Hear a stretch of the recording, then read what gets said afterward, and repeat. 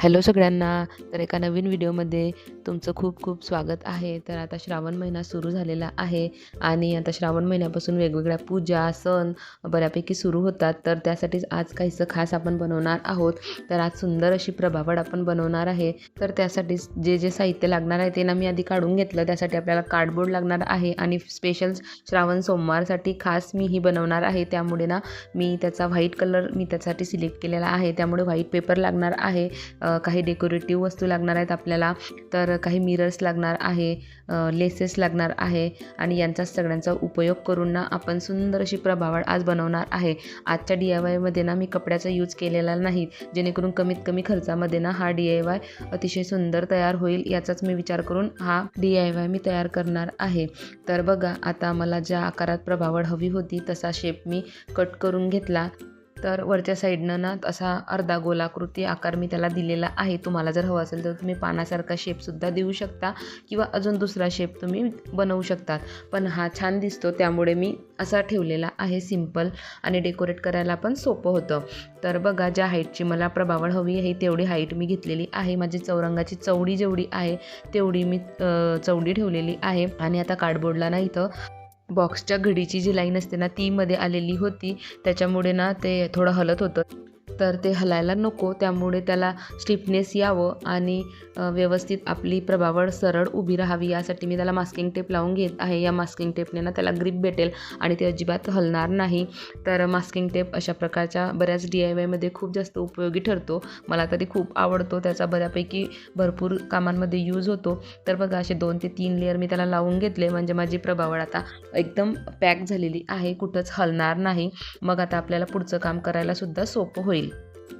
तर ना मी खास श्रावण सोमवारसाठी व्हाईट कलर इथं चूज केलेला आहे. तुम्हाला जर इतर कलरमध्ये हवं असेल तर तुम्ही दुसऱ्या कलरचे कागद आणून दुसऱ्या कलरमध्ये प्रभावळ बनवू शकता.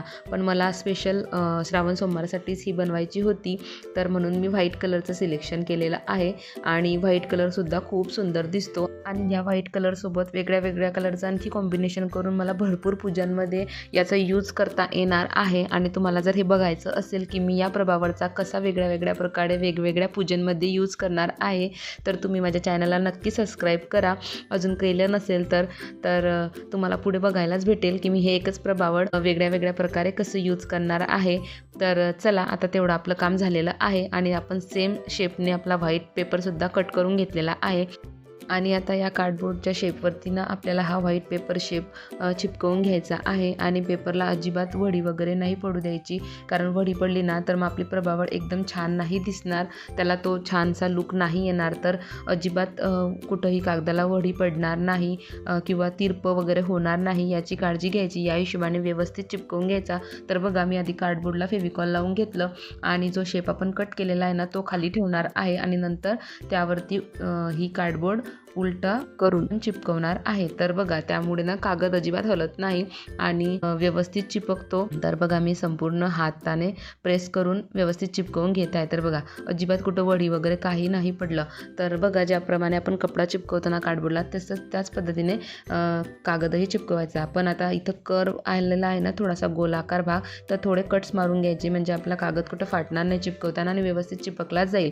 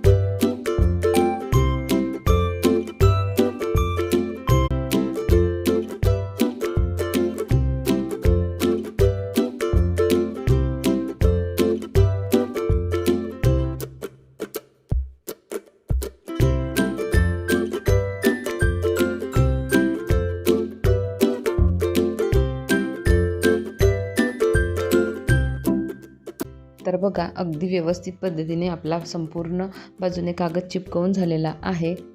अशा पद्धतीचं कुठलंही DIY किंवा कुठलंही काम आपण जर केलं ना आणि स्टेप बाय स्टेप केलं तर ते अगदी परफेक्ट होतं. तर बघा किती सुंदर पद्धतीने आपला पेपर चिपकवून झालेला आहे. आणि याला जर पाण्याचा संपर्क नाही आला, तुम्ही व्यवस्थित कॅरी केलं ना, तर ही खूप दिवस, खूप महिने, खूप वर्ष तुम्हाला कामात पडू शकतं. तर खूप लवकर खराब होत नाही, माझ्या सांगण्याचा अर्थ असा आहे. तर बघा आपल्याला थोडेसे मिररसुद्धा लागणार आहे याला डेकोरेट करण्यासाठी. तर माझ्याकडे काही अशा शेपचे मिरर आहे. आता बघू मला जे शेप योग्य वाटले ते आपण त्याला चिपकवणार आहेत. तर सगळ्यात आधी आपल्याला लेस चिपकवून घ्यायचे आहेत. तर मला आता इथं ब्रॉड लेसची गरज होती, तर माझ्याकडे ब्रॉड नाही आहे. तर मी इथं 3 लेसचा यूज करून थोडीशी ब्रॉड बॉर्डर याला बनवणार आहे. तर बघा सगळ्यात आधी ना मी अशी ही लेस घेतलेली आहे ती एक करून मी चिपकवून घेणार आहे, म्हणजे थोडं सोपं होईल आपल्याला. तर अशा पद्धतीने थोड्या ठिकाणी ग्लूगन ने मी ते चिपकवत घेणार आहे. अगदी कडेला चिपकवायचं, म्हणजे आपलं जे कडा आहे ना ती झाकली जाईल लेस खाली आणि मस्त लेसचीच कडा दिसेल सुंदर. तर अशा पद्धतीने मी तिन्हीसुद्धा लेस चिपकवून घेणार आहे. तर आता ही जी मी कॉर्नरला लेस लावली ना ती थोडी वेगळी आहे, थोडासा तिचा पॅटर्न वेगळा आहे. जसे आपल्या साडीचे गोंडे कसे लावलेले असतात ना पदराला, धागे सुटलेले, त्या टाईपमध्ये हिचा पॅटर्न आहे. आता हिला काय म्हणतात मला व्यवस्थित नाव माहिती नाही, पण तशा प्रकारची ही लेस आहे. बाकी 2 आहेत त्या नॉर्मलच आहेत. तर बघा ती मी कॉर्नरला लावली आणि ज्या 2 आहेत ना सिम्पलवाल्या पट्टीवाल्या, तर त्या मी मध्ये लावून घेणार आहे. अगदी जवळजवळ, अजिबात अंतर त्यात सोडणार नाही आहे, म्हणजे आपली एकच लेस असल्यासारखं दिसायला पाहिजे. मग आपल्या प्रभावळला छान एकच ब्रॉड बॉर्डर लावलेली आहे अशा टाईपमध्ये दिसेल आणि प्रभावळसुद्धा खूप सुंदर दिसेल. तर चला आता मी पटापट तिन्ही लेस आपल्या अशाच पद्धतीने लावून घेणार आहे.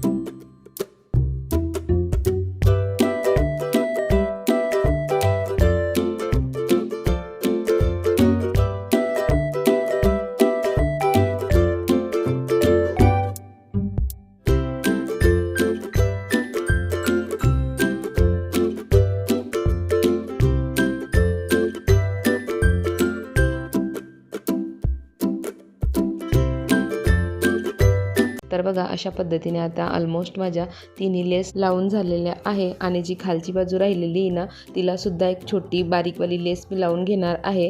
तसं तर नाही लावली तरी चालते, तरीसुद्धा मी लावून घेणार आहे, म्हणजे आपली संपूर्ण प्रभावळ खूप छान दिसेल. तर बघा अशा पद्धतीने आपल्या तिन्ही लेस लावून काहीसा असा लुक त्या बॉर्डरला आलेला आहे. तर बघा किती छान दिसते आहे. अजून अर्धच काम झालं आहे तरीसुद्धा. तर बघा मी खाली अशी लेस लावून घेते आहे. तुम्ही ही स्टेप स्किप केली तरी चालेल, कारण ती झाकलीच जाते. पूजा जेव्हा आपण मांडतो किंवा मागे प्रभावळ उभी करत असतो तेव्हा ही बाजू झाकलीच जाते.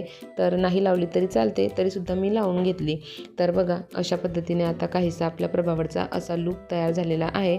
तर चिपकवताना एक्स्ट्राची लेस वगैरे कुठे राहिलेलं असेल, लेसचे धागे निघलेले असतील तर ते व्यवस्थित कट करून घ्यायचे आणि लेसच्या ज्या कडा आहे ना जिथं आपण कट केलेलं असतं तिथं व्यवस्थित ग्लू लावून घ्यायचा, म्हणजे त्याचे धागे निघणार नाहीत आणि आपली लेस उकलली जाणार नाहीत. तर बघा यानंतर ना आपण छान असे हे मिरर्स याला लावून घेणार आहे. तर तेच मी ठरवत होती की कशी लावायचे. मग नंतर असे फ्लॉवर मी त्याचे तयार करून घेतले आणि एक ग्लूने मग ते चिपकवून पक्के करून घेतले.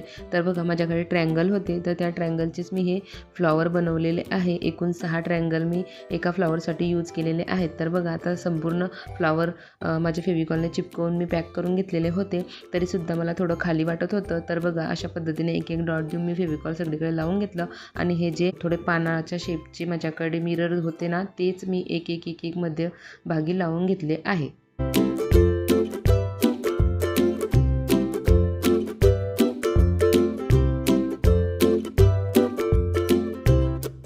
तर बघा अशा पद्धतीने मध्ये सुद्धा एक सिंगल मिरर मी लावून घेतलेला आहे आणि खूप सुंदर दिसते आहे. फक्त आता जे मिररचे मी फ्लॉवर बनवले आहे ना त्यामध्ये मी असे हाफ मोती लावून घेणार आहे, जे थोडे येल्लोइश त्याचा शेड आहे. तर त्याने अजूनच आपला फ्लॉवर छान दिसेल. संपूर्ण फ्लॉवरमध्ये मी एक मोती चिपकवून घेणार आहे. तर बघा अशा पद्धतीने मोती चिपकवून सुद्धा झालेले आहेत आणि अशा पद्धतीने आपली प्रभावळ अतिशय छान पद्धतीने इथं तयार झालेली आहेत. तर खूप सुंदर दिसते आहेत. माहिती नाही तुम्हाला कॅमेऱ्यात कशी दिसते आहेत, पण बघा अतिशय सुंदर दिसते आहे आणि व्हाईट शुभ्र कलरने तर खूपच अजूनच सुंदर दिसत आहे ती प्रभावळ. तर बॅक साईड बघा अशी काहीशी दिसत आहे. तर आजचा व्हिडिओ तुम्हाला कसा वाटला मला कमेंट करून नक्की सांगा आणि या प्रभावळच्या फायनल लुकसोबत आजचा व्हिडिओ मी इथंच संपवते. असेच नवनवीन व्हिडिओ बघण्यासाठी चॅनलला अजून सबस्क्राईब केलं नसेल तर सबस्क्राईब नक्की करा. बेल आयकन प्रेस करा जेणेकरून नवीन व्हिडिओची नोटिफिकेशन तुमच्यापर्यंत लगेच पोहोचेल. तर भेटू अशाच एका नवीन व्हिडिओमध्ये. तोपर्यंत सगळ्यांना बाय.